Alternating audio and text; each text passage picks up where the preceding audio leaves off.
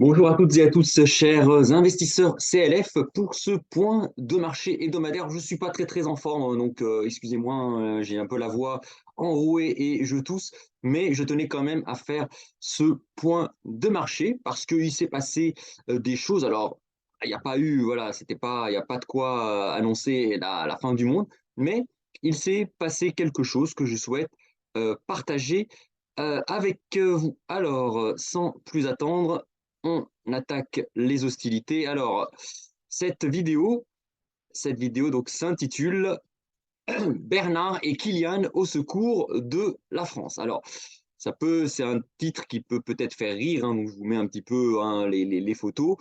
Alors, je vais vous expliquer pourquoi. Alors, si vous avez suivi ma vidéo il y a une semaine, vous pouvez un petit peu vous douter de ce dont je vais parler, enfin du moins de la thématique, hein. Bien sûr, je vais aborder les différents graphiques de marché, mais c'est intéressant hein, un petit peu ce qui se passe en ce moment. Donc sans plus attendre, on parle de l'actualité, hein, l'actualité économique tout d'abord. On a les prix de la production aux États-Unis qui déçoivent, qui ont déçu hein, vendredi, et qui enregistrent une hausse inattendue, hein, puisque on avait 6,7 avant, on s'attendait à ce que ça baisse à 5,9 pour les prix à la production et on est à 6,2. Donc ça envoie un signal que les prix, la hausse des prix à la production ralentit. Attention, ce n'est pas une baisse des prix à la production, c'est juste les prix à la production qui augmentent moins vite. Et ça, quel signal ça envoie? Ça envoie un signal que l'inflation va refluer moins vite qu'attendu. Et attention, ça c'est très important, il faut faire attention à ce qu'on appelle l'illusion nominale. Si le taux d'inflation passe de 10% à 8%, ça ne veut pas dire que les prix ont baissé de 2%, ça veut dire que les prix, après avoir augmenté de 10%, ont augmenté encore de 8%. Donc ça se cumule. Donc ça, il faut faire attention à cet effet, hein. Vous allez avoir souvent les hommes politiques qui vont vous dire, ça y est, on a vaincu l'inflation. C'est faux. Pour que une hausse des prix de 10% soit gommée, il faut en fait avoir un taux d'inflation, la période d'après, de moins 9% à peu près. Donc pour gommer une hausse de 10%, il faut avoir un taux d'inflation négatif, donc pas positif à plus 8, mais négatif à moins 9 parce que les pourcentages se cumulent. Donc plus 10, moins 9, ça fait à peu près 0. Donc vous voyez, on est très loin du compte. Quand on a une inflation qui passe de plus 10 à plus 8, ça veut dire qu'en fait, les prix ont encore continué à augmenter. Un peu moins vite, mais ils ont quand même continué à augmenter. Donc ça, il faut faire très attention. Et ça, les marchés, évidemment, ils l'ont vu. On s'attendait à ce que les prix à la production passent de 6,7 à 5,9.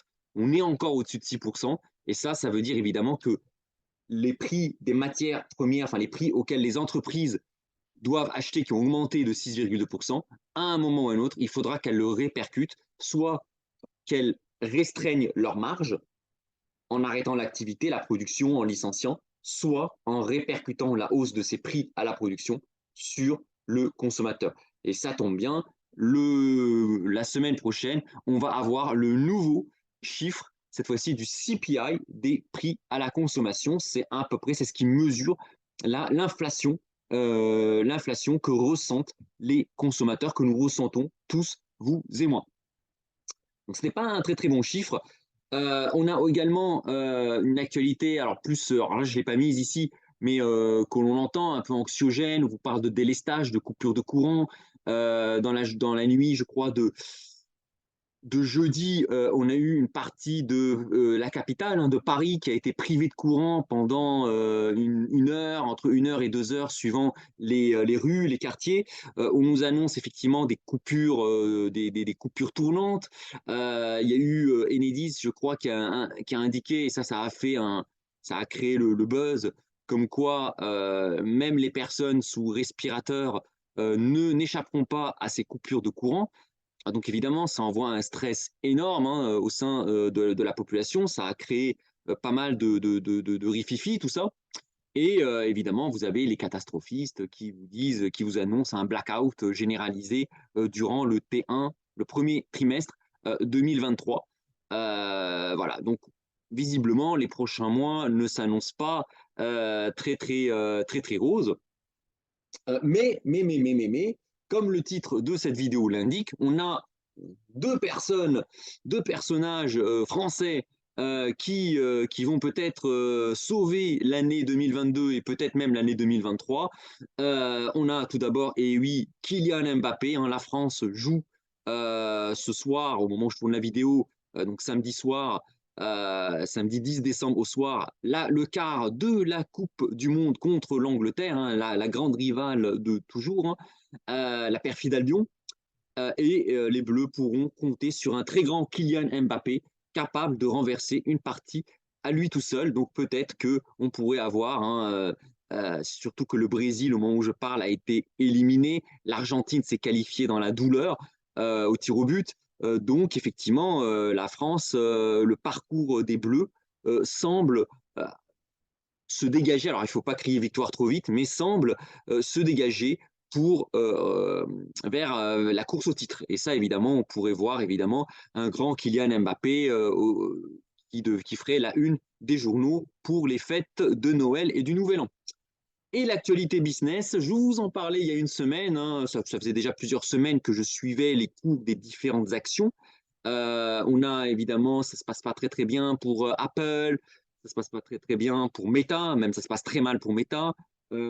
Pour Tesla, c'est pas terrible, Amazon, et pourtant, à côté de tout ça, on avait LVMH qui montait. Alors moi, j'ai des actions LVMH en portefeuille, donc les actions LVMH qui sont quasiment dans le vert depuis le début de l'année. Hein. C'est peut-être une des rares actions à être dans le vert depuis le début de l'année. Et je vous avais dit que avec ce bouleversement-là, on va avoir un chambardement du classement des plus riches. Ça y est, au moment où je vous parle aujourd'hui, Forbes vient de mettre à jour le classement des personnes les plus riches de la planète. Et en haut du classement, ça y est, Bernard Arnault est l'homme le plus riche de la planète et qui détrône les stars américaines telles que Warren Buffett, Bill Gates, Jeff Bezos ou Elon Musk. Donc ça y est, au moment où je filme cette vidéo, c'est officiel. Depuis jeudi, donc le jeudi 8, je crois, oui, c'était le 8 décembre, Bernard Arnault est l'homme le plus riche de la planète. Bon, moi, je le voyais, ça faisait déjà quelques semaines que je le voyais venir parce que LVMH n'arrête pas de monter. J'avais vu aussi, en suivant un petit peu l'actualité business, que Bernard Arnault avait racheté ses propres actions. Et ça, c'est un grand signal. Ça, c'est un signal qu'il croit en son business, puisqu'il rachète ses propres actions, des actions LVMH. Et du coup, bah, ça m'a fait dire que effectivement, on pourrait, alors que dans le même moment, Elon Musk vendait des actions Tesla, alors officiellement pour se diversifier, à Bernard Arnault qui rachète évidemment des actions LVMH.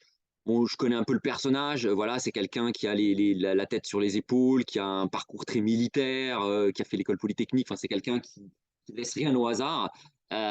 Donc, voilà, je me suis dit, si à son âge, il achète des actions LVMH, c'est que quelque part, il a des idées derrière la tête. Ce qui d'ailleurs, en petite histoire au grand, voilà, on a discuté avec mon épouse, j'en avais profité d'ailleurs avant le grand rebond des marchés des mois de octobre et novembre. J'avais acheté aussi des actions LVMH justement pour me mettre un petit peu dans le sillage de Monsieur Bernard Arnault.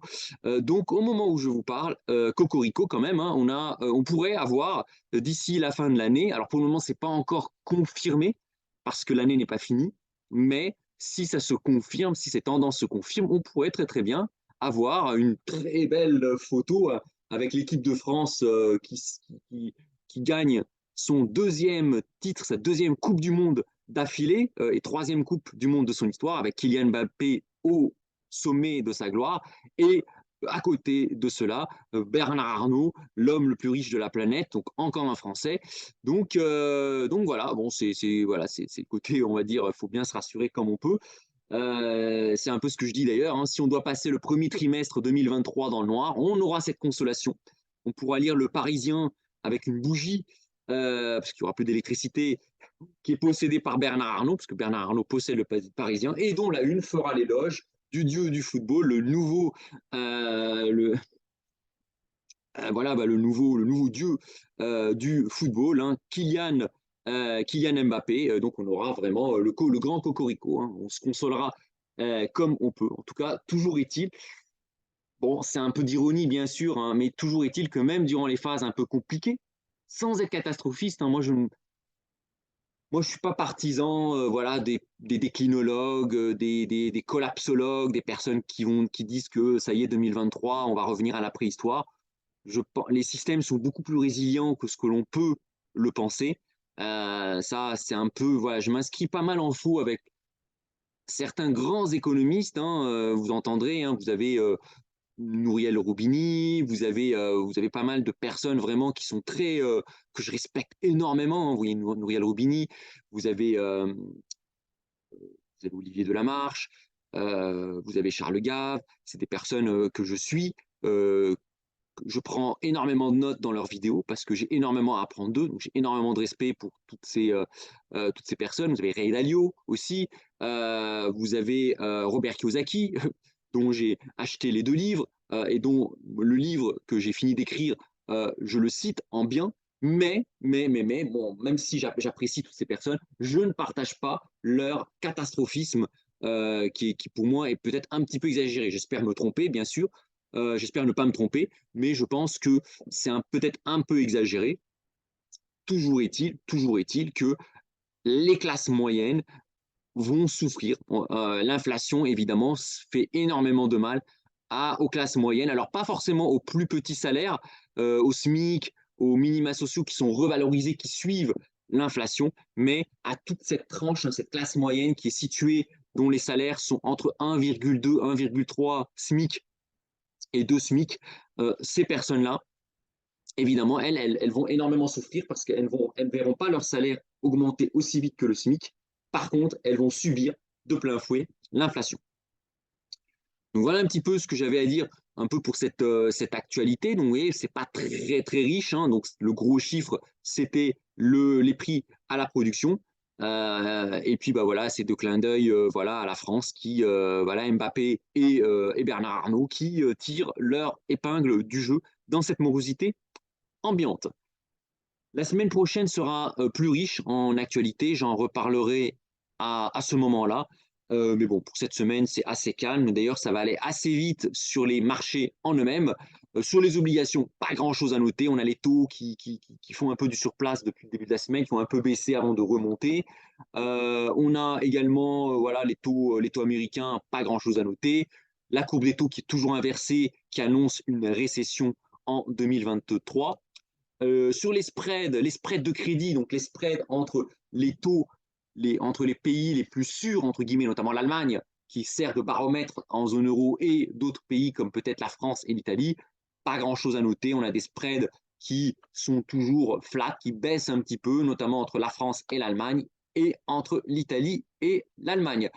Au niveau du Forex, pas grand-chose non plus à noter. L'euro-dollar qui se maintient entre 1,05 et 1,06. Donc là encore, hein, les déclinologues qui nous annoncent l'explosion de la zone euro quand l'euro était tombé à 95 centimes contre 1 dollar. On est remonté à 1,05 dollars pour un euro, voire même 1,06 dollars pour un euro. Donc attention là encore à ne pas suivre bêtement les catastrophistes, parce que là encore, les systèmes sont beaucoup plus résilients qu'ils n'y paraissent. Attention, hein, je ne donne pas un blanc-seing à l'Europe hein, telle qu'elle est construite. Il y a de gros problèmes en zone euro. Martouati en parle énormément. Ce n'est pas une zone monétaire optimale. Vous ne pouvez pas voyager comme ça en Europe comme aux États-Unis, par exemple. Aux États-Unis, vous pouvez pas aller de New York à Los Angeles en passant par le Mississippi, en passant par Las Vegas, vous n'aurez aucun problème. C'est la même langue, c'est la même monnaie, c'est la même culture, c'est le même droit du travail, c'est la même fiscalité. Alors, vous avez la fiscalité qui peut un peu bouger d'un État à l'autre, mais c'est le même pays. En Europe, bah, vous passez d'un pays à l'autre, c'est pas la même langue, c'est pas la même fiscalité, c'est pas les mêmes protections sociales, c'est pas les mêmes charges sociales, c'est pas la même administration, c'est très compliqué, c'est pas le même droit du travail, c'est vraiment, c'est compliqué. Donc, voilà, c'est ce qui explique pourquoi la zone euro n'est pas une zone monétaire optimale. Elle est aussi dirigée par des technocrates, contrairement aux États-Unis. On peut critiquer hein, Joe Biden et Donald Trump, mais les États-Unis, il y a des élections. On élit des grands électeurs qui vont élire le président des États-Unis. Le, le Sénat et la Chambre haute des États-Unis, le Congrès, sont aussi élus directement par les électeurs, ce qui n'est pas le cas de la Commission européenne qui n'est finalement élue par personne. Hein. Madame van der Leyen, personne n'a demandé, personne ne l'a élue. Elle est là et on a une technocratie qui dirige l'Europe. Et ça, c'est pas forcément non plus très très bon. Qu'il y a des problèmes en zone euro, Olivier Delamarche en parle très très bien. Néanmoins, les systèmes sont beaucoup plus résilients que ce que l'on espère. Il y a beaucoup de gens qui espèrent que la zone euro, cette Europe-là va exploser, va disparaître, mais les choses bougent beaucoup plus lentement que ce que l'on peut espérer, ce que l'on peut attendre. Regardez la chute de l'Empire romain. Rome portait en elle les stigmates de son effondrement dès le 2e siècle après Jésus-Christ. Il a fallu attendre 3 siècles plus tard, au 5e siècle après Jésus-Christ, pour que l'Empire romain s'effondre totalement. Pareil pour l'Union soviétique, hein. Dès l'époque de Staline, avec les goulags, avec le stakhanovisme, où on pensait qu'en chantant l'hymne communiste, on allait augmenter les performances économiques, on allait augmenter la performance au travail, on voit bien que c'était faux. Donc le stalinisme portait en lui les germes de sa destruction, mais entre 1930 et 1990, il s'est écoulé 60 ans avant l'effondrement de l'Union soviétique. Donc attention à ne pas mettre la charrue avant les bœufs. Il peut très bien s'écouler 10, 20, 30, 40 ans avant que cette zone euro-là n'explose et avant que l'euro ne disparaisse. Donc voilà, il faut faire attention, faut se protéger, faut se diversifier, c'est ce que je fais. Je vous parlerai justement de mes stratégies de trading, de mon portefeuille de trading, mais il ne faut pas penser que tout va se faire en une seule journée. Hein, pour reprendre les termes d'un influenceur que vous suivez sans doute, qui s'appelle Julien Flo, dont j'apprécie beaucoup les analystes, on ne retourne pas le marché comme une crêpe, ça ne se retourne pas comme ça un marché, il va s'écouler du temps et il ne faut pas toujours vouloir utiliser des superlatifs trop vite. Voilà, souvent les figures se construisent avant de se mettre en place. Voilà. Donc pareil, hein, sur l'euro franc suisse, pas grand-chose à signaler. L'euro sterling, pas grand-chose non plus. Et on va passer au marché actions. Les marchés actions, alors là, pour le coup, il y a eu des choses cette semaine. Voilà, donc le CAC 40 qui semble dessiner un bull trap. Là, vous voyez, une espèce de petite épaule, tête-épaule. On a titillé la résistance de 1700, enfin de 6700. On l'a cassé franchement ici à la hausse. Hein. On s'est dit, ça y est, c'est bon, on est bien, et puis tac, rechute. Et là, on revient entre 6600, 6700. Donc, on a invalidé là le cassage, la cassure de cette énorme résistance des 6666 points. Donc, en gros, c'est le corridor, hein, 6600, 6700.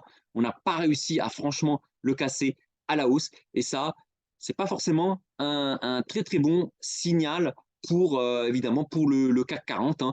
Alors qu'on est censé être en Christmas Rally, en rallye de Noël. Et là, en fait, le CAC 40 nous a dessiné une figure qui n'est pas très encourageante. Alors attention à suivre, hein, la semaine qui arrive sera la 3e semaine en partant de la fin, hein, avant la fin de l'année, mais ça sera une grosse semaine qui va arriver avec les chiffres de l'inflation aux États-Unis et la décision de la Réserve fédérale sur les taux et le discours de Jérôme Powell sur le futur calendrier de hausse ou d'arrêt des hausses des taux pour 2023. Donc ça va être une semaine, il va y avoir de la volatilité sur les marchés, mais le CAC 40 nous a dessiné une figure qui n'est pas très reluisante. Et là, quand on voit, hein, quand on zoome un petit peu, on voit que c'est pas Jojo, c'est pas Jojo. On est sorti de ce canal haussier qui devait amener le CAC 40 au-dessus des 7150, qui devait faire terminer l'indice dans le vert. Malheureusement, il n'en a rien été. Le CAC 40 est, vous voyez, on voit, hein, cette épaule, tête, petite épaule, et là, on est en train on est en train de yoyoter entre 6006 et 6007. Voilà, donc ça c'est un contre-pied où cette fois-ci, alors à d'autres, hein, alors je vous parlais des catastrophistes qui vous annoncent la fin de la zone euro, enfin voilà, le, le blackout et tout ça. Et là, effectivement, ce qui est intéressant, c'est que le marché est en train aussi de donner tort aux extrêmes. cette fois-ci. Alors, à ceux au permaboule, alors ceux qui pensent que tout va bien, hein, souvent des gérants actions, hein, je répète, qui eux, évidemment, aimeraient bien que les indices continuent à monter, hein. Une grosse partie de leur rémunération est liée à la performance des marchés.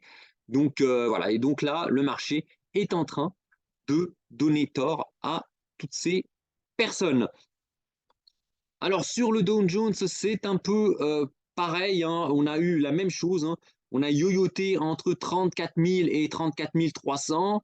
On a eu ensuite une cassure, un élan haussier au-dessus des 34 000. Voilà, on est même passé au-dessus des 34 500, 34 600 points. Donc on a poussé et puis patatras, hein, le Dow Jones qui rebaisse, qui repasse en dessous de cette grosse résistance.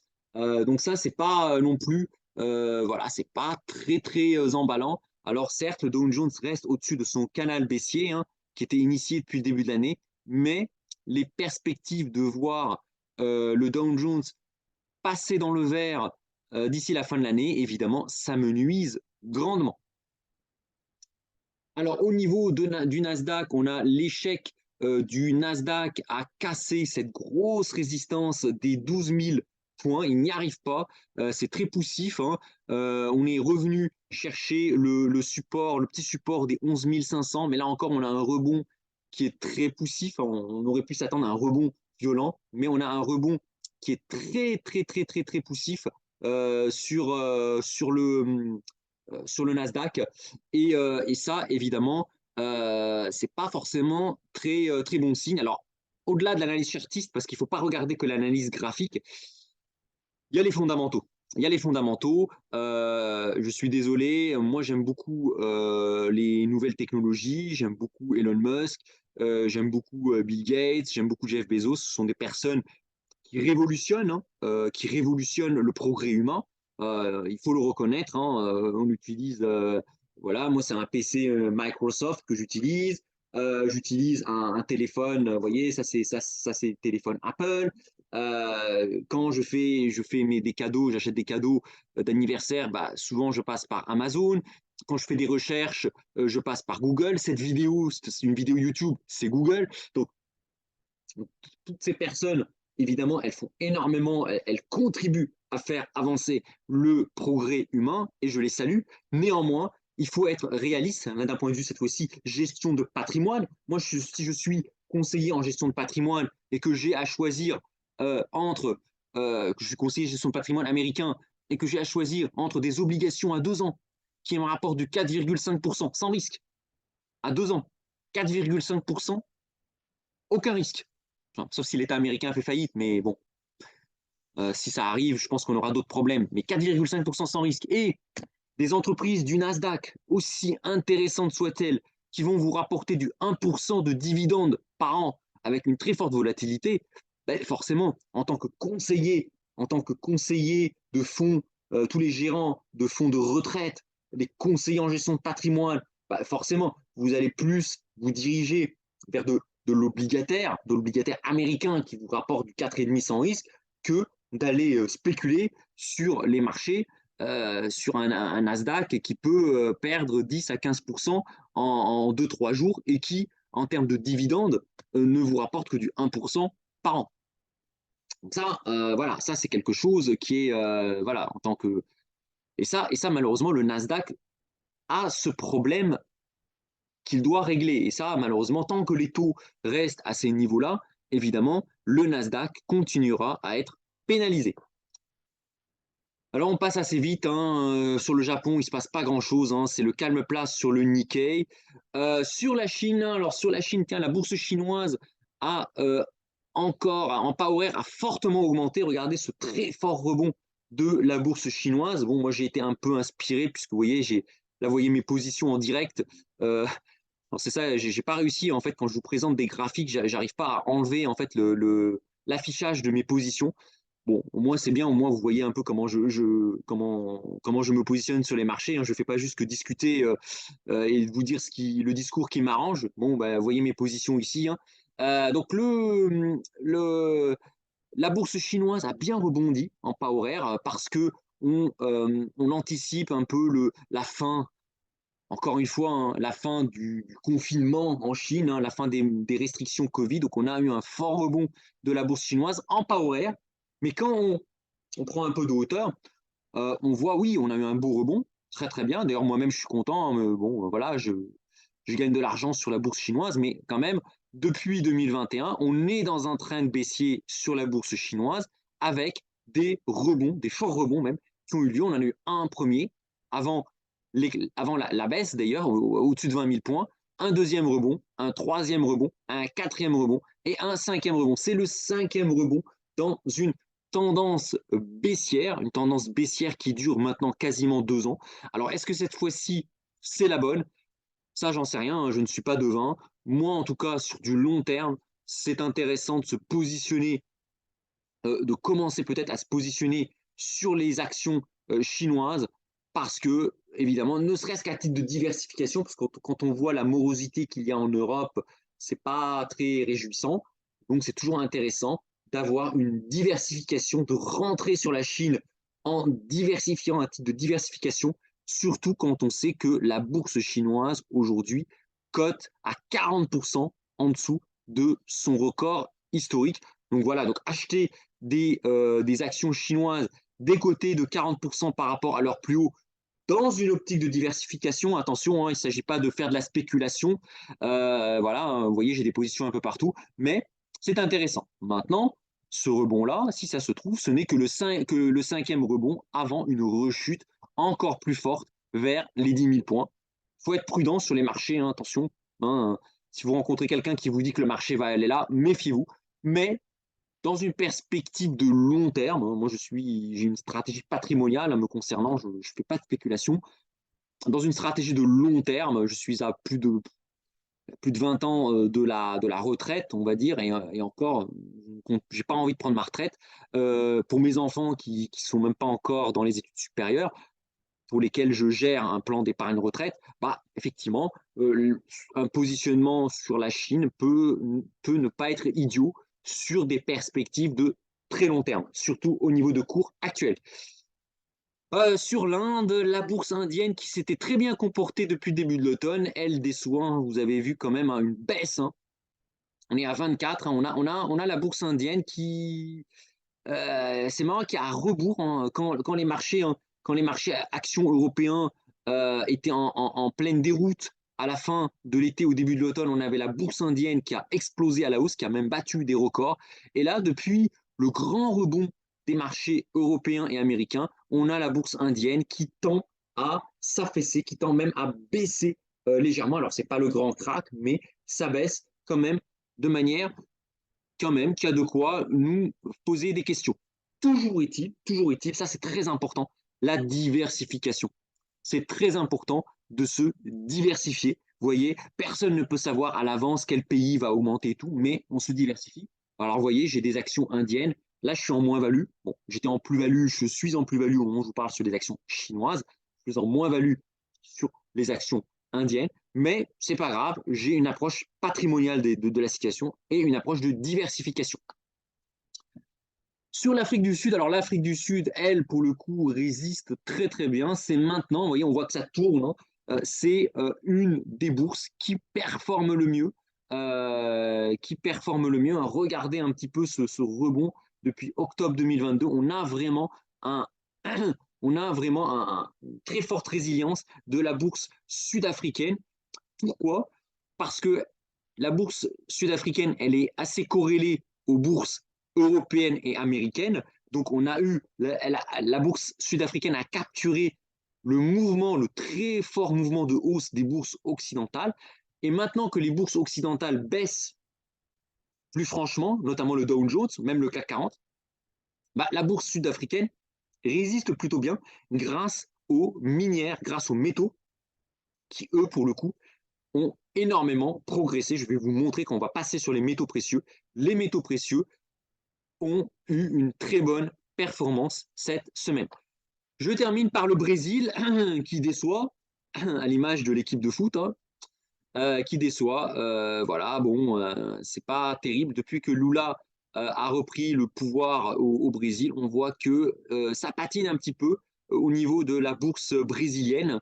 Vous voyez, hein, on a eu un double top sur les 120 000 et là, on tend à baisser tranquillement. Voilà, c'est pas le marché a des doutes sur la manière dont Lula va gérer, notamment gérer les dettes, hein, parce que vous avez quand même des problèmes de dette, d'endettement au Brésil. S'il fait beaucoup de cadeaux sociaux à la population, c'est très bien, ça réduit la fracture sociale, mais évidemment, ça se ferait au détriment de l'endettement du pays, et donc évidemment, les bourses n'aiment pas trop cela. Voilà un petit peu pour les marchés actions qui ont eu des fortunes diverses, qui étaient plutôt baissiers, hein, plutôt baissiers, hein, l'Inde, l'Europe, les États-Unis, Dow Jones, Nasdaq, Brésil, à l'exception de la Chine qui a très très bien réagi cette semaine et de l'Afrique du Sud. Alors on va passer aux métaux précieux. Les métaux précieux, hein, l'or qui continue à pousser à la hausse, mais qui est quand même aux prises avec la résistance majeure des 1810 dollars. On a vu l'or qui a déjà buté en fin de semaine dernière sur les 1810 dollars avant de refluer fortement sur la zone des 1700 70 dollars et il remonte vers les 1805, 1810 dollars. Donc on a une très forte résistance à passer. Par contre, si jamais l'or casse la résistance des 1810 dollars, l'or pourrait aller très très haut. Déjà d'un point de vue graphique, hein, si vous regardez le graphique, si on casse cette zone de résistance, vous voyez, on a la prochaine grosse haut résistance, c'est 1900. Donc l'or pourrait monter. Et après 1900, c'est le record, hein, c'est 2000, 2100 dollars l'once. Donc l'or, d'un point de vue graphique, si on casse cette résistance des 1810, peut s'offrir un très très bon rebond. Ça, c'est d'un point de vue graphique, d'un point de vue macroéconomique. Dès lors, dès que les banques centrales vont commencer, parce que soyons réalistes, les taux ont remonté, les banques centrales montrent leur muscle contre l'inflation, mais dès lors que la récession va commencer à taper, dès que ça va commencer à piquer, dès que vous allez avoir des patrons qui contrôlent nos politiques, il ne faut pas se leurrer, hein, qui vont commencer à aller voir M. Macron, M. Biden pour leur annoncer qu'ils ne sont pas du tout contents d'avoir vu leurs actions, leurs valeurs s'effondrer, bah là, il va falloir relancer le quoi qu'il en coûte, le whatever it takes, hein, ça dépend de la langue dont on parle. Et là, évidemment, on rebaissera les taux, on relance la planche à billets. Voilà, bon, ça c'est ce que je pense. Hein. Je ne pense pas que les banques centrales pourront continuer à tenir des taux, un discours agressif sur les taux. Je ne le pense pas. Et là, je rejoins beaucoup Olivier Delamarche là-dessus. Elles vont, elles, vont faire, elles vont faire machine arrière. Et là, évidemment, dès que les marchés réaliseront que, en gros, la lutte contre l'inflation, c'est du flanc, que les banques centrales vont commencer à baisser les taux pour lutter contre la récession, alors même qu'on a encore des chiffres d'inflation qui sont pas encore revenus à 2%. Là, les investisseurs vont ouvrir les yeux et vont se dire que là, il faut vraiment, vraiment, vraiment protéger son patrimoine. Et évidemment, quoi de mieux pour protéger son patrimoine que le métal jaune, que l'or. D'ailleurs, Saxo Bank, qui n'est pas voilà, qui est quand même une très grosse banque britannique, prévoit que l'or sera à 3000 dollars l'once d'ici un an. Attention, hein, on ne s'emballe pas, hein, on ne s'emballe pas. Hein, vous voyez, bon, moi j'ai pris pas mal de positions sur l'or. Hein, je ne fais pas de all-in sur l'or. Hein. Il y a un an, en décembre 2021, Robert Kiyosaki voyait l'or à 3000 dollars l'once fin 2022. On en est loin. Hein. Donc attention, il ne faut pas se précipiter, faut pas s'emballer. Hein, toujours la diversification, hein, faut privilégier, enfin, sauf si vous êtes un trader en herbe, voilà, un as du trading. Enfin, faut toujours privilégier la gestion de patrimoine, la gestion patrimoniale que le trading. Hein. Personne ne sait où vont aller les marchés, moi le premier. Voilà. Par contre, effectivement, c'est vrai que l'or est dans de bonnes dispositions. Et l'argent, alors ça, c'est vraiment, ça a été l'actif de la semaine, l'argent métal qui a explosé à la hausse, hein. Regardez un peu, on a cassé les 22 dollars l'once. Et là, franchement, là, on accélère, hein. On est à 23,65 dollars l'once. C'était une excellente semaine pour l'argent qui file vers les 24 dollars l'once. C'est la prochaine résistance que je n'ai pas mentionnée sur le graphique. C'est la prochaine grosse résistance sur l'argent. Donc l'argent qui tient, hein, qui rebondit très très fort. Alors moi je suis, hein, vous me connaissez si vous me suivez, je suis positif sur l'argent. Je pense que l'argent est sous-évalué, hein. Rappelez-vous, hein, je vous avais montré dans une vidéo, hein, un billet de 20 euros que Madame Lagarde peut imprimer à foison. Bon, après, elle se pose des questions pourquoi il y a de l'inflation, hein. Bon, ça, je laisse à chacun le soin de porter son jugement. Donc, Madame Lagarde qui imprime des billets de 20 euros à ne plus savoir quoi en faire et qui s'étonne pourquoi il y a de l'inflation. Et une once d'argent, de 30 grammes d'argent, qui valait en tout cas 20 euros l'once. Et moi, j'ai dit, c'est pas possible. Comment une once d'argent, il faut quand même du boulot, hein, pour aller chercher une once d'argent, faut mettre les moyens. Vous ne trouvez pas l'argent sous le pied d'un cheval, comme on dit. Mais comment une once d'argent peut se maintenir à 20 euros alors que des billets de 20 euros, Madame Lagarde peut en imprimer comme elle veut. Donc forcément, d'un point de vue fondamental, l'argent, pour moi, il doit s'apprécier parce que une quantité rare, une quantité finie et une quantité dont on a besoin. On a besoin d'argent métal. L'argent métal est une valeur de stockage, de protection de la valeur, mais aussi un métal industriel. Voilà. Alors, petit bémol, si on s'achemine vers une récession en 2023, ce que semble indiquer la courbe des taux qui est inversée, la courbe des taux américaine qui est inversée, si on s'achemine vers une récession, alors l'argent pourrait souffrir. L'argent pourrait souffrir. Donc, vous voyez, il faut toujours être mesuré, hein, toujours être mesuré sur les marchés. Moi, je suis évidemment investisseur sur l'argent, j'investis sur l'argent, mais, on pourrait très très bien avoir l'argent qui fait du yo-yo à cause des problématiques, des craintes de récession, parce que l'argent est très utilisé en métallurgie, hein. Il est très utilisé dans l'industrie. C'est le métal le plus conducteur d'électricité qui existe. Et donc, évidemment, si l'économie mondiale ralentit, les industries vont ralentir et donc les besoins d'argent pour la production industrielle vont diminuer, ce qui pourrait provoquer un reflux de l'argent métal. Alors, peut-être pas revenir au niveau des 17 dollars l'once comme on a connu il y a quelques mois, mais on pourrait très très bien revenir vers les 20 dollars l'once si jamais les craintes de récession forte devaient se renforcer. Là encore, prudence, mais c'est très très bien d'en avoir dans son portefeuille.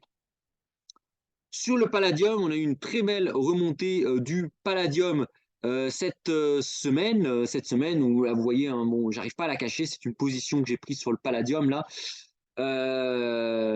Bon, en tout cas, au moins, c'est bien, vous voyez ce que je fais en temps réel, mon discours, et puis vous voyez mes positions.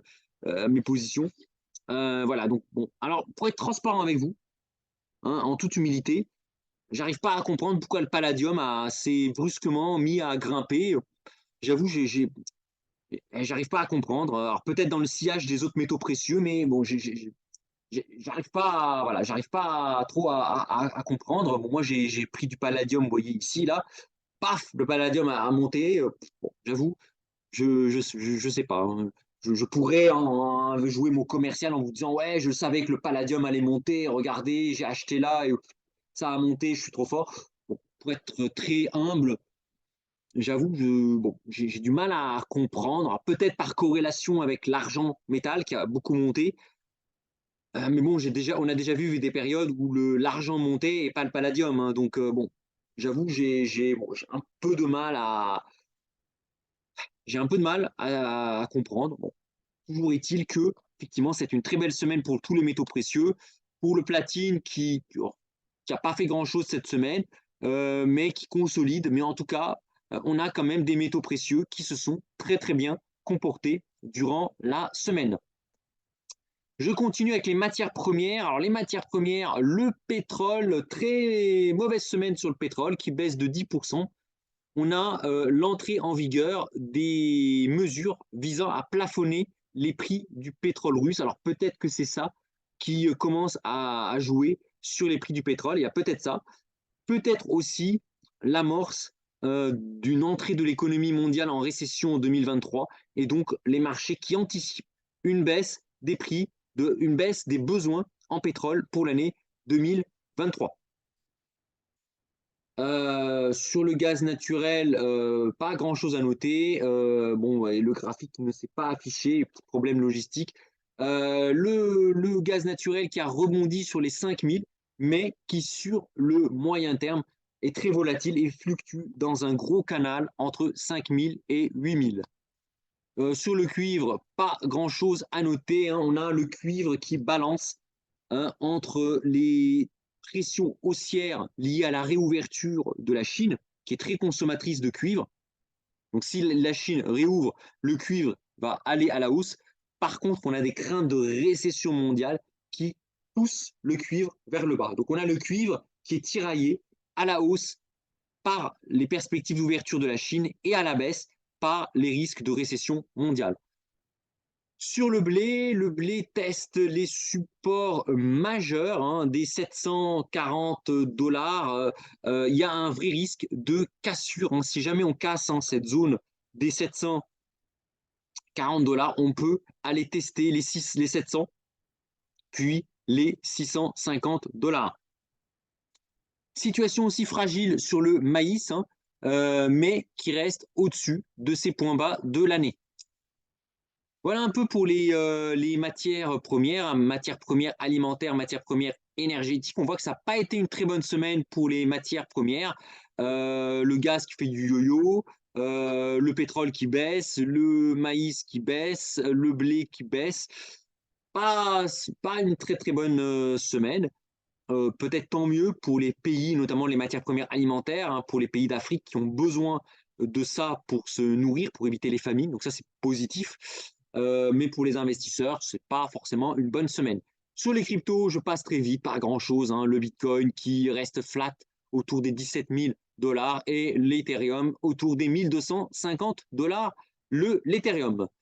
Alors, en conclusion, les marchés ont un peu déçu cette semaine avec des pullbacks sur des résistances majeures que l'on croyait avoir franchies, hein. Je vous les donne, hein, ces résistances. Le S&P qui n'a pas réussi à se maintenir au-dessus des 4000 points, qui rebaisse en dessous des 4000 points. Donc un gros échec pour le S&P. Le Dow Jones qui a échoué à se maintenir au-dessus des 34 300 points, qui est revenu tester les 34 000 points avant de casser franchement le niveau des 34 000 points. Le Nasdaq qui a échoué à passer les 12 000 points, hein, qui rechute et qui est maintenant à 11 600.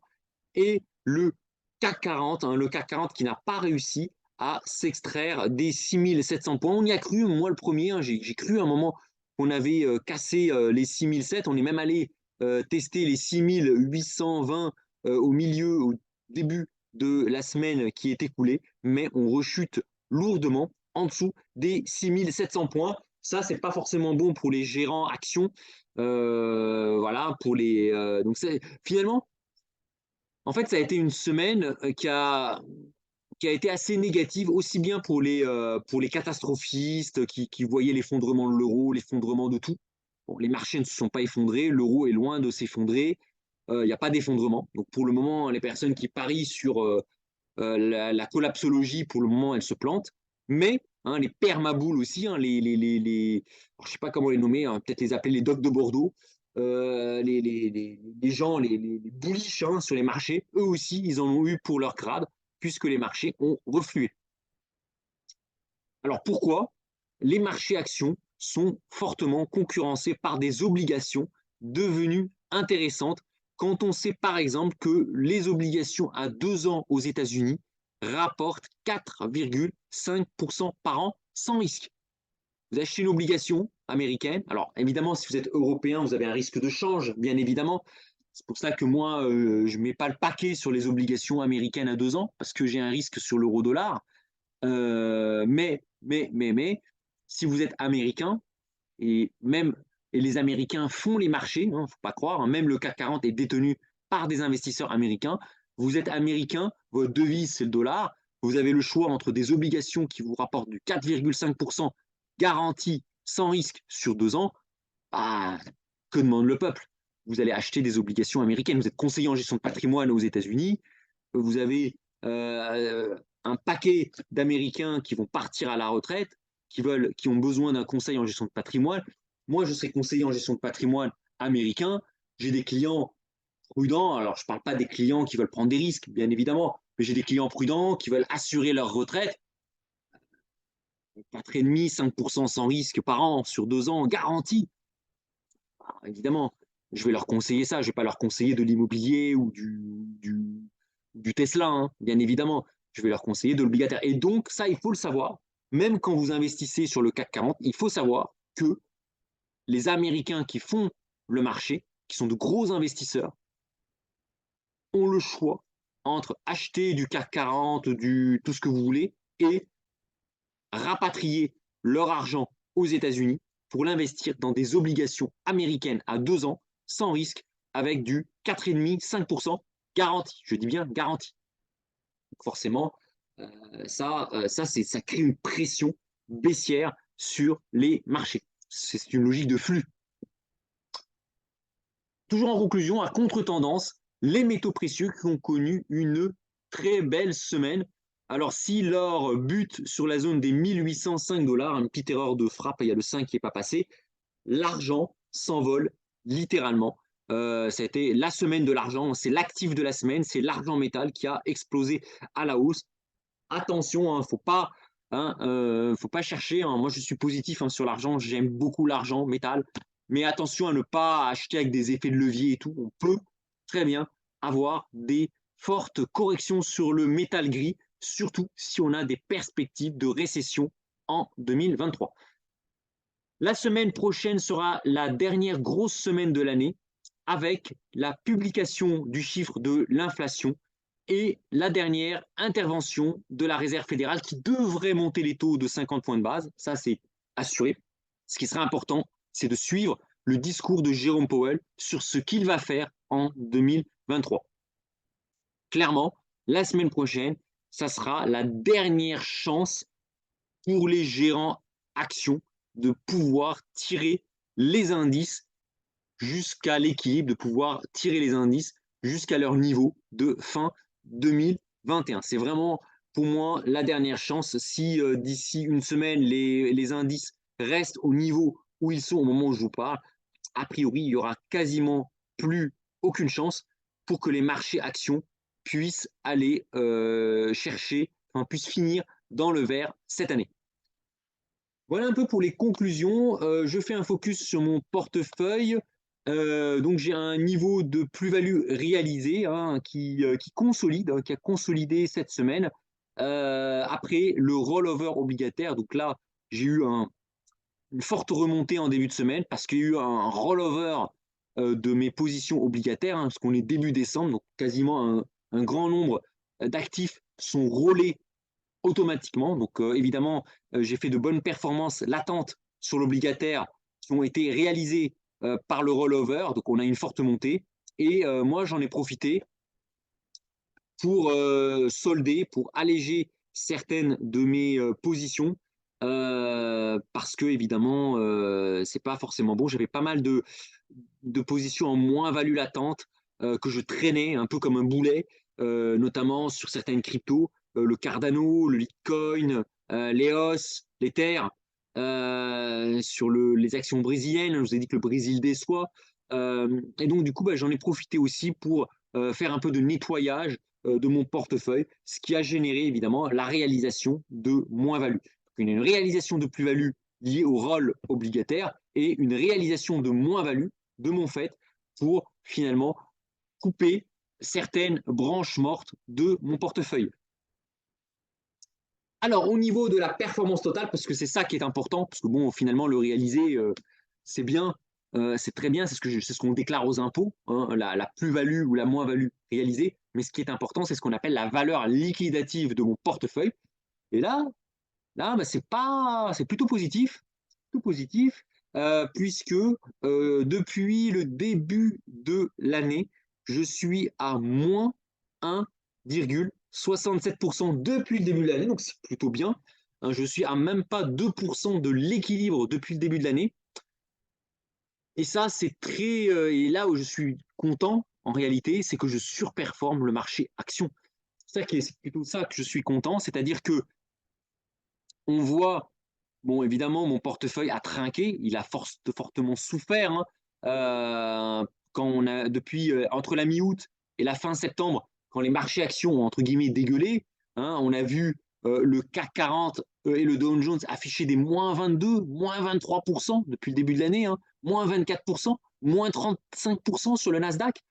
Et moi, en fait, je suis venu flirter les moins 10%. J'étais à moins 9, moins 9,5% depuis le début de l'année. Donc j'ai fortement amorti la baisse des marchés actions par la diversification.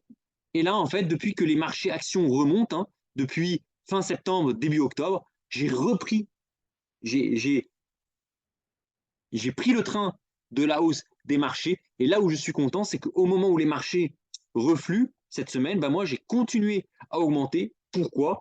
Bah, grâce à la diversification, grâce à l'argent, grâce à l'or, grâce au palladium, grâce aux obligations qui, qui se débrouillent pas trop mal. Donc, la diversification, ça, c'est très, très important. Hein. La diversification, là, vous avez un exemple. Hein. Vous avez un exemple concret. Hein. Là, c'est vraiment la valeur totale, la valeur liquidative de mon portefeuille. Ça, c'est le graphique des plus-values réalisées. Donc ça, c'est vraiment, c'est mon broker qui affiche ça. Donc je ne peux pas tricher avec tout ça. Donc tout ça, c'est voilà, c'est des choses, c'est vraiment c'est du temps réel. C'est important, la diversification. Donc autre chiffre intéressant, c'est mon ratio de latence qui reste à 28%. Alors évidemment, l'idéal, c'est d'arriver à 50%, mais 28%, ce n'est pas une mauvaise performance. Ça veut dire que j'ai encore un stock de plus-value que je peux réaliser pour booster ma performance réalisée. Et ce qui est intéressant aussi, c'est mon taux de marge disponible qui est très élevé, hein, qui se situe à 85-86%. C'est-à-dire qu'en cas de forte baisse sur les marchés, j'ai encore des munitions pour acheter des actions en cas de forte baisse des marchés. Et ça, c'est très important de bien gérer sa couverture. Hein, il n'y a pas que la performance qui compte. Alors, même si ma performance est loin d'être déshonorante, c'est une performance, on va dire, honorable, mais il n'y a pas que ça. Si vous voulez être un bon gestionnaire, il faut tout regarder. Et c'est un peu ce que je fais. Je suis plusieurs indicateurs. Donc, j'ai ma performance totale qui est négative, mais qui se rapproche de l'équilibre. J'ai une performance réalisée sur l'année qui est positive. J'ai un ratio de latence qui se à 28% qui me laisse la possibilité de réaliser des plus-values si jamais j'ai une position en moins-value qui commence à devenir pénible à assumer. Et j'ai un taux de marge disponible qui est assez élevé, qui me permet justement, qui me donne des réserves pour réinvestir. Voilà. Par exemple, typiquement, si l'argent revient à 17 dollars l'once, bah, j'exclus pas de me renforcer un peu sur l'argent. Peut-être pas à 23 dollars. Hein. Je suis déjà investi sur l'argent. Bon, ça vaut peut-être pas le coup de renforcer maintenant à 23, 24 dollars l'once.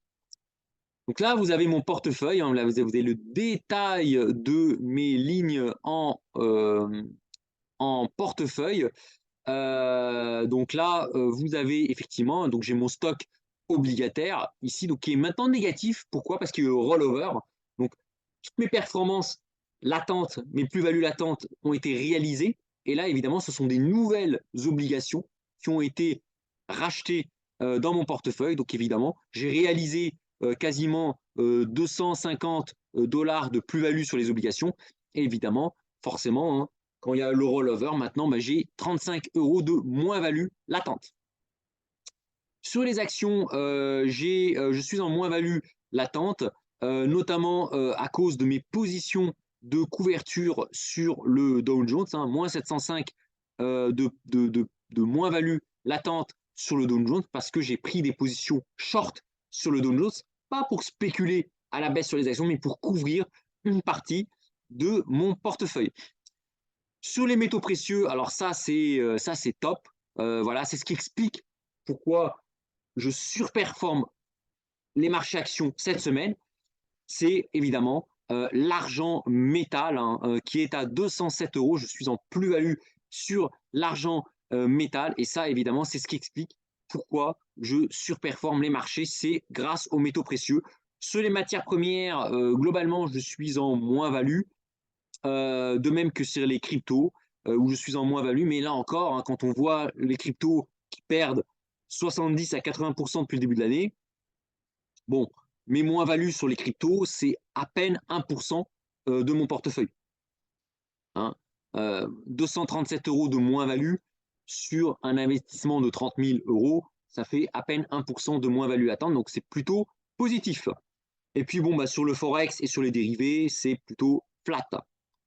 Donc là, on a l'allocation d'actifs, mon allocation d'actifs. Donc on voit que je suis exposé à l'obligataire, notamment les obligations françaises, on est en France, les obligations allemandes de bonne qualité et les obligations américaines. Hein, je vous ai dit, on a des taux américains à 4,5 sans risque sur 2 ans. Donc évidemment, moi, voilà, j'ai investi une partie de mon de mon patrimoine là-dessus. Alors, il est possible, hein, alors on peut très très bien acheter des obligations américaines, alors via des plateformes de trading, mais aussi via des assurances vie. Ça peut paraître paradoxal, mais il existe hein, des assurances vie à architecture ouverte dans lesquelles on peut aussi investir en bon père de famille sur des fonds obligataires extra-européens, notamment américains, qui permettent d'avoir ces rendements-là. Attention toutefois au risque de change.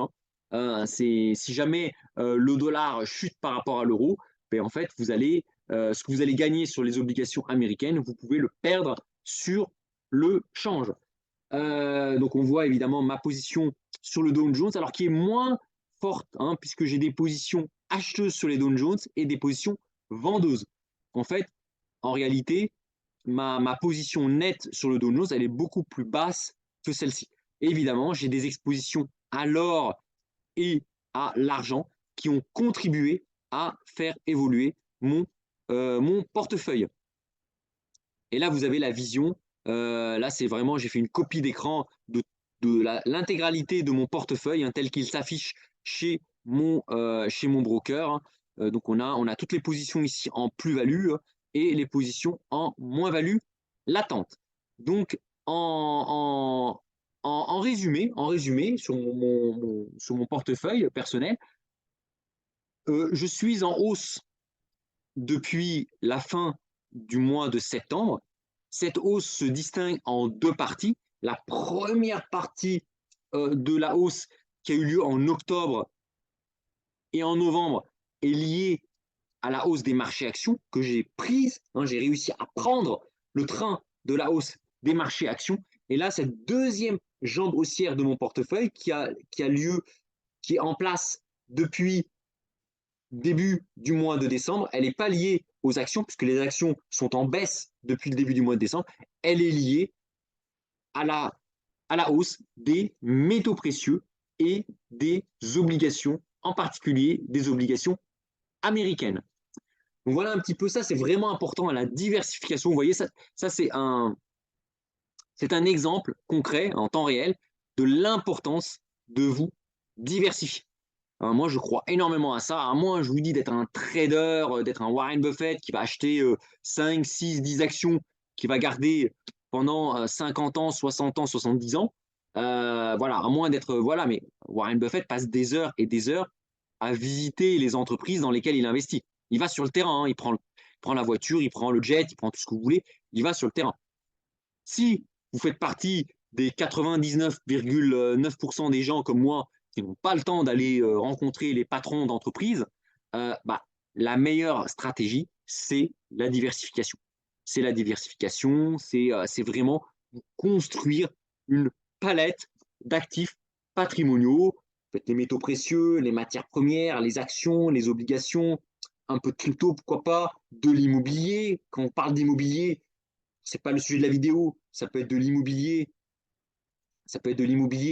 en physique, ça peut être du LMNP, ça peut être du Pinel, ça peut être de la SCPI. Il y a plein de manières de se diversifier. Et si j'ai un conseil vraiment à vous donner, quand on voit ce que font les marchés qui font du yo-yo, c'est la diversification. Pourquoi? Parce que tout simplement, on sait que la valeur de la monnaie, à terme, va baisser. On sait, ça vous regardez dans l'histoire, hein, les deniers romains, les marques, les Reichsmark allemands des années 1920, les assignats français, le franc français, on a eu l'ancien franc, le nouveau franc, l'euro, les monnaies, une monnaie, un billet, tôt ou tard, sur du long terme, il est appelé à valoir zéro. La monnaie, elle se déprécie. Le dollar, qui est pourtant fort, hein, le dollar, par rapport à l'euro, le dollar d'aujourd'hui a perdu quasiment 97% de sa valeur par rapport à il y a un siècle. Donc les monnaies perdent structurellement de la valeur.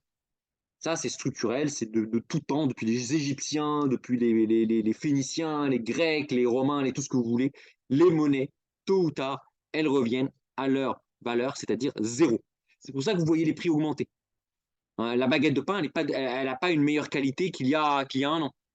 C'est juste que la monnaie perd progressivement de sa valeur et donc du coup, le boulanger, il va vous demander plus d'euros, plus de centimes d'euros, plus d'euros pour sa baguette de pain. Voilà. Et la meilleure stratégie pour faire fructifier votre patrimoine, pour protéger votre patrimoine de la baisse de la monnaie, c'est la diversification. Ça, c'est un conseil de bon sens que je vous donne, un conseil de père de famille. Parce que moi-même, j'ai 2 enfants, j'investis pour mes enfants, je leur apprends à investir. Hein, et le conseil vraiment que je vous donne, comme je vous donne ça à mes parents, mes beaux-parents, mes enfants et tout, c'est la diversification. Ne jamais mettre ses œufs dans le même panier.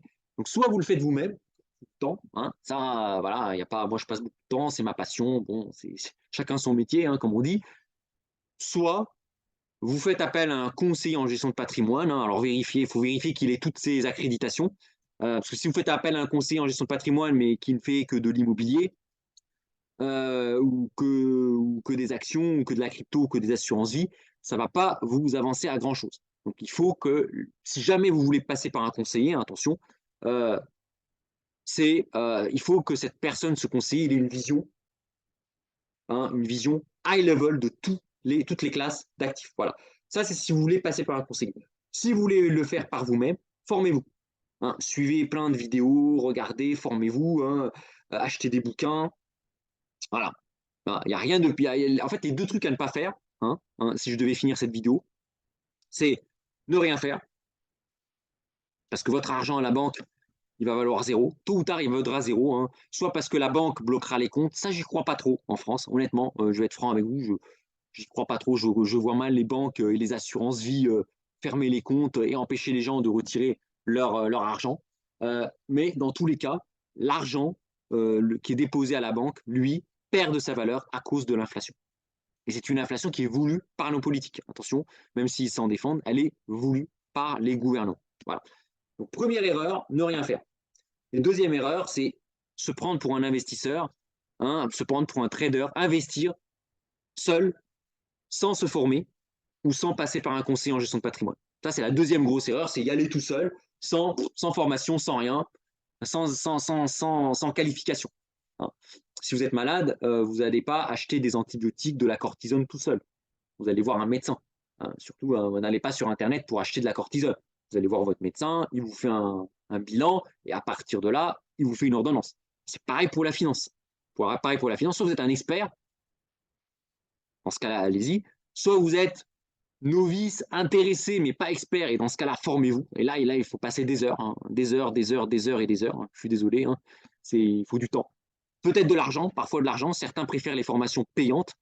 Bon, moi, je pense que sur YouTube, sur les livres, il y a de quoi se former gratuitement. Moi, je pense. Hein. Je ne pense pas qu'il y ait besoin de mettre des milliers d'euros dans une formation en finance. Je pense qu'il y a tout ce qu'il faut, hein, aujourd'hui. L'information est ouverte. Mais il faut passer du temps, dans tous les cas, hein, que vous payez ou que vous faites gratuitement, il faut passer du temps. Alors, rien que mes vidéos, oui, il y a des centaines, enfin, voilà, il y a une centaine d'heures de vidéos, gratuites certes, mais il y a quand même une centaine d'heures à vous coltiner. Soit vous passez par un conseiller. Voilà. Donc écoutez, voilà un petit peu ce que j'avais à dire, hein, voilà pour cette vidéo. Je pense qu'on va passer, on va avoir des mois un peu compliqués. On va avoir des mois compliqués. Ça ne sera pas la catastrophe. Moi, je ne crois pas au blackout, à l'effondrement, hein. Je suis désolé, hein, pour celles et ceux qui y croient. Moi, j'y crois pas. Il y en a peut-être qui ont des livres à vendre, hein, qui parlent de survivre à l'effondrement. Moi, j'y crois pas. Par contre, méfiez-vous de vos politiques, parce que au moment où l'économie va ralentir, ça on le sait, les marchés nous le disent, au moment où l'économie va ralentir, au moment où le gouvernement va passer des lois sur le chômage, on baisse les indemnités chômage, on repousse l'âge de départ à la retraite, il y a énormément, hein, de choses pas très agréables que le gouvernement passe. Vous allez voir dans les journaux, on va vous parler de Mbappé, on va vous parler de Griezmann, on va parler des Bleus, on va parler de Noël, de Nouvel An, de Bernard Arnault, pourquoi pas. Voilà, on va vous parler, on va essayer de vous distraire sur des choses, et pendant ce temps-là, le gouvernement va essayer de faire passer des lois pas nécessairement très populaires. Donc surveillez bien tout ça, investissez, ne vous laissez pas distraire, hein. C'est pour ça, hein, le titre de la vidéo qui est un peu ironique, hein, Kylian et Bernard à la rescousse de la France. Ne vous laissez pas distraire par tout ça, toutes ces actualités people. Euh, voilà, moi voilà, pour le foot, je suis pas beaucoup le foot, pas le temps. Je suis désolé. Alors je regarde si la France, évidemment, parce que voilà, j'aime bien l'équipe de France. Mais voilà, je ne perds pas trop de temps là-dessus. Et je suis ce que fait Bernard Arnault, pas pour suivre Bernard Arnault en lui-même, mais pour investir, comme il investit lui-même. Parce que voilà, bah, j'ai acheté des actions LVMH au moment où Monsieur Arnault a acheté des actions LVMH, et elles ont fait aujourd'hui plus 15%. Voilà. Donc, donc vraiment, ça va être très important dans les 2, 3 prochains mois. Surtout, ne vous laissez pas distraire. On va essayer de vous distraire. Voilà, le gouvernement va essayer voilà, avec des journaux un peu complaisants, de vous distraire sur du people, sur du divertissement, hein. On le faisait déjà du temps des Romains, hein. Du temps des Romains, on faisait les jeux du cirque. Le jeu du cirque, les gladiateurs, les bêtes sauvages et tout ça, c'était pour distraire la plèbe, pendant que les sénateurs, l'empereur faisaient du business. Là, c'est pareil. Là, on va pas vous distraire avec des combats de gladiateurs, mais on va vous distraire avec du football, avec des actualités people, avec voilà, avec Noël, avec le Nouvel An, avec les Black Friday, avec tout ce que les French Friday, et tout ce que vous voulez, mais ne vous laissez pas distraire. Voilà. Gardez la tête sur les épaules, votre emploi, votre santé, très important, votre famille, votre emploi et votre gestion de patrimoine. Ça, c'est très important. Ça, c'est ce qui vous restera à la fin. Tout le reste, hein, c'est du vent. C'est du vent. La France, j'espère que la France va gagner la Coupe du Monde, hein. Allez les Bleus, j'espère, mais ça ne va pas changer votre vie. Ça changera la vie de Kylian Mbappé, de Antoine Griezmann, du staff de l'équipe de France qui va gagner de l'argent, qui va être reconnu. Oui, peut-être des clubs français, ça changera la donne pour eux. Oui, pareil pour tout ce qui est luxe, tout ce qui est tout ça, ça va changer la donne de certains comme Bernard Arnault qui, oui, aussi vont gagner, mais ça ne changera pas votre vie. Donc, revenez à l'essentiel. Ça, c'est très important de se concentrer sur l'essentiel. La santé, votre employabilité, très important, votre liberté financière, très important aussi, et votre gestion de patrimoine. Voilà. Tout le reste, c'est du bruit, c'est du brouhaha, et il faut évidemment s'en débarrasser. Voilà, bah écoutez, je vous souhaite un bon week-end. Au moment où je tourne la vidéo, on est le samedi 10 décembre au matin. La France n'a pas encore joué son quart de finale contre l'Angleterre, donc bon match pour celles et ceux qui vont le regarder. En tout cas, j'espère vous retrouver dans une semaine, hein. Dans une semaine, on sera le 17 décembre. Donc on sera à la veille de la finale de la Coupe du Monde. Donc peut-être que la France jouera sa deuxième finale consécutive. Donc on se reverra à la veille. Et puis je vous parlerai de ce qui s'est dit, de ce qui s'est fait sur les marchés, avec les deux actualités à ne pas manquer. Publication de l'inflation aux États-Unis et le discours de Jérôme Powell, le dernier de l'année, sur les taux d'intérêt. Voilà. En tout cas, prenez bien soin de vous et je vous retrouve dans une semaine. Au revoir tout le monde.